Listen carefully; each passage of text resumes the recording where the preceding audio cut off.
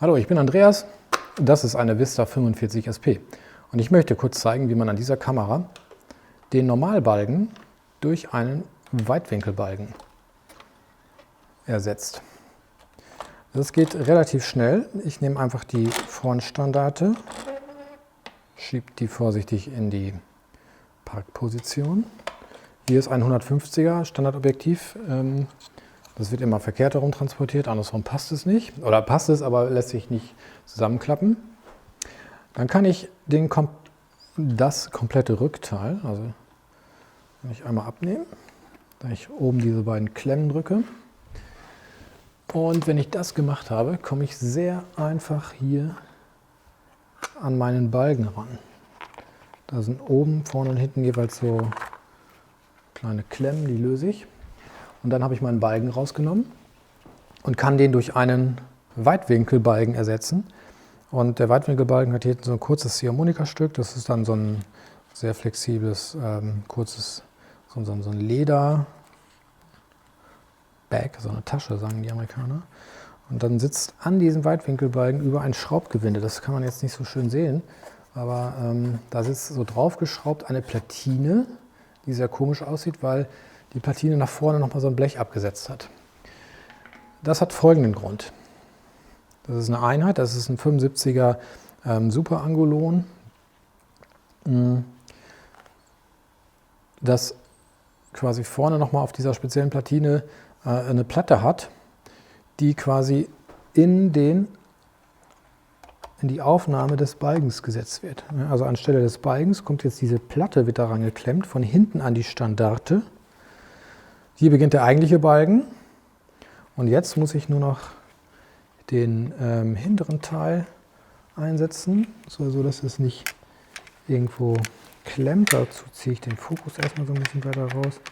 Auch da muss ich erst unten reinsetzen und dann muss ich aufpassen, dass ich da nichts, wie gesagt, einklemme. Das ist ein bisschen fummelig, aber das kriegt man hin, wenn man das ein paar Mal gemacht hat. So, und dann sitzt das Objektiv in der Kamera. Und dann brauche ich natürlich noch zum Fotografieren wieder meine Rückteileinheit. Und dann habe ich meinen Unendlich-Fokus, den ich, jetzt habe ich das gerade nicht im Kopf, wo der genau sitzt. Der sitzt aber so, sagen wir mal so ungefähr hier irgendwo. Das heißt, das Auflagemaß sind glaube ich 80 mm bei dem 75er. Das sind jetzt hier so ca. 8 cm. Da ist die optische Mitte. Und was man jetzt sieht, sehr schön, der Weitwinkelbalgen ermöglicht natürlich zum einen hier wunderbar dann die Hochverschiebung, weil der dann eine deutlich höhere Flexibilität hat in diese Richtung als der andere Normalbalgen. Also das geht nicht mit dem, es geht glaube ich, ginge schon irgendwie mit dem Normalbalgen, aber dann könnte man wirklich gar nicht mehr verstellen, das macht keinen Sinn. Und der zweite Vorteil eigentlich dieser Platine ist vor allen Dingen, dass ich eigentlich sitze ich ja hier im Objektiv und müsste dann mit der versenkten Platine da so reingreifen.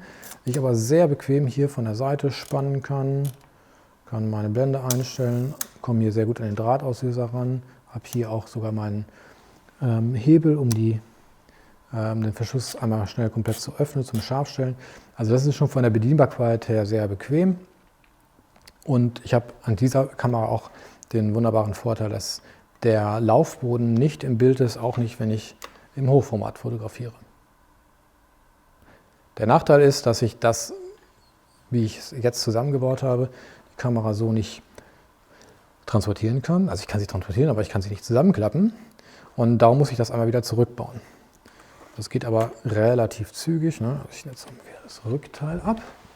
Dann nehme ich mal wieder lieber einen Objektivdeckel, setze ich mal drauf. Nehme einmal erst hinten hier den Balgen lose, halte dann das Objektiv, mache das vorne lose und kann den relativ einfach hinten rausnehmen. Die ganze Einheit, und ich transportiere das auch so als Einheit, also Weitwinkelbalgen mit 75er zum Beispiel. Das 90er, wenn ich nicht extreme Verstellung brauche, nutze ich wie gesagt das 90er auch mit dem Normalbalgen. Ansonsten kann ich natürlich auch diesen Weitwinkelbalgen ohne diese spezielle Weitwinkelplatine nutzen. Das ist, wie gesagt, beim 75er sinnvoll oder beim 65er geht damit natürlich auch. Ich weiß gar nicht, ob sowas wie ein 58er oder was ist da noch, 55er, ob das müsste eigentlich sogar auch noch funktionieren. Das kann ich jetzt aber nicht garantieren. So, das kommt wieder dran. Dann kommt das Rückteil wieder drauf. Da muss man gucken, dass es unten, wie gesagt, unten reingesetzt und dann oben geklemmt, dass es einmal richtig drin sitzt, weil das sitzt schon sehr präzise alles. Das ist das.